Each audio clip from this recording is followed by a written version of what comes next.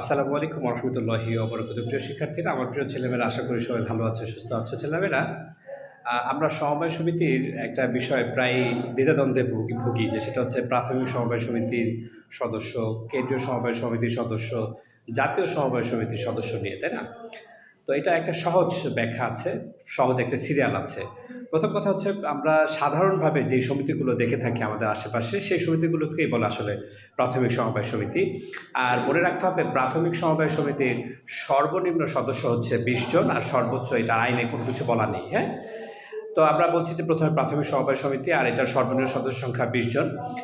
এরকম কেন্দ্রীয় সমবায় সমিতি গঠন করতে হলে মনে রাখতে হবে, কমপক্ষে ১০টা প্রাথমিক সমবায় সমিতি মিলে একটা কেন্দ্রীয় সমবায় সমিতি করতে পারে।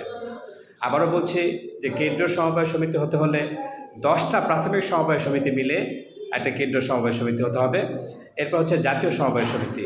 এই জাতীয় সমবায় সমিতি হচ্ছে ১০টা কেন্দ্রীয় সমবায় সমিতি মিলে যখন একটা সমবায় সমিতি গঠন করে, ওইটাই হচ্ছে জাতীয় সমবায় সমিতি।